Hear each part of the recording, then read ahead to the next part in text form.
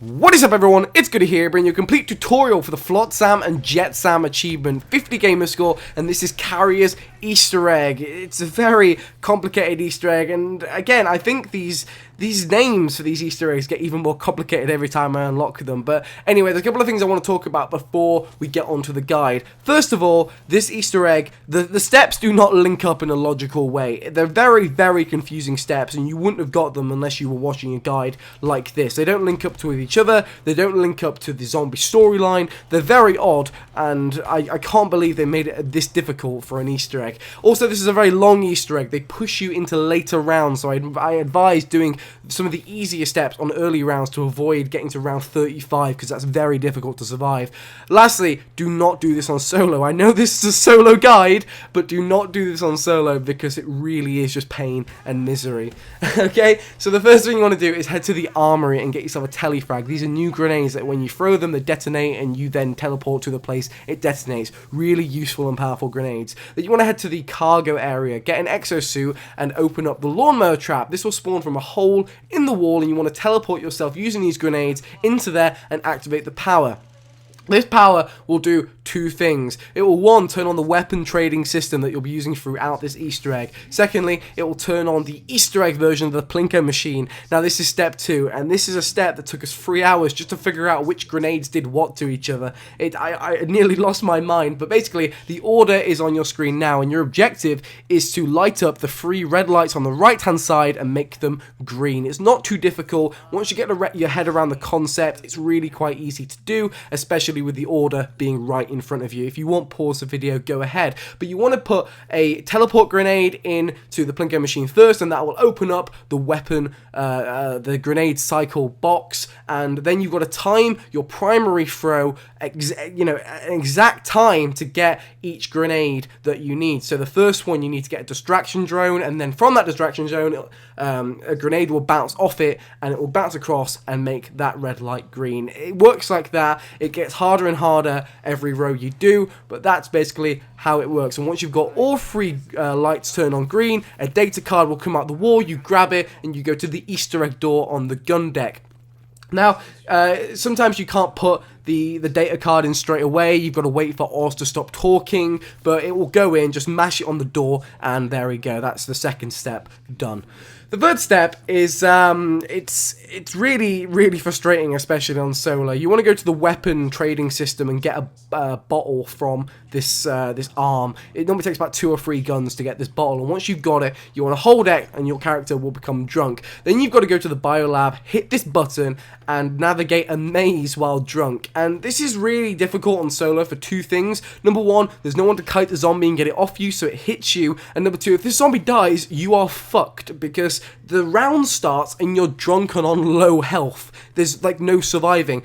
You want to get this maze done by round 10, otherwise you're making it very difficult for yourself at the later stage of this Easter egg. But the cargo is the worst bit because you can't really control yourself in the air. But what you want to do, you want to get through the cargo, go down to the moon pool, go through the moon pool into the hangar, and in the hangar there's a broken teleporter with a data card on the floor. Hold X, that is now yours when you come out of drunk mode. Go to the Easter egg door, put that in, and that is step 3 done.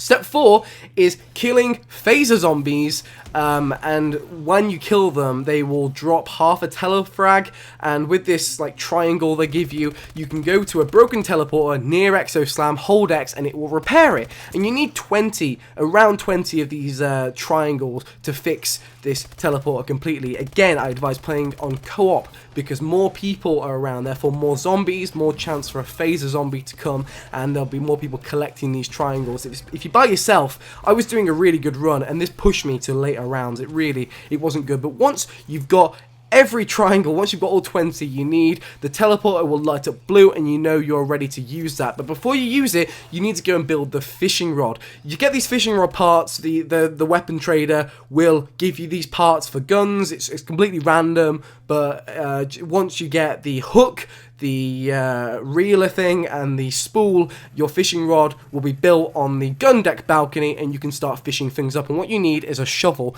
Once you've got the shovel, head over to the teleporter, teleport, and you'll go to an island. And once you're there, you want to mash X on the ground, and you'll dig up a chest. Hopefully, you can go back to the island whenever you want. yeah, it'll still be there until this step is done. So if you don't get it the first time, go back. It will only go up a couple of 100 points. But yeah, once you've got the chest, hold X, 2,000 credits is yours, and there's another data card. And once you get back, you want to put that into the door, and that is that step done. The next part is to find and kill a drone. Now, these drones normally spawn around the map 2, maybe 3 rounds, and they're a bit secretive. You need to explore the map to find them. Again, do this like maybe round 20 if you can, because the rounds get progressively longer, so you're waiting for a drone to spawn. So you just want to do this earlier round, obviously. Now, my drone took a lot of things to kill it, like contact grenades. My very powerful guns didn't kill it very quickly, but once it's dead, it will drop a lever, and what you want to do with this lever is you want to put it in this box in the moon pool.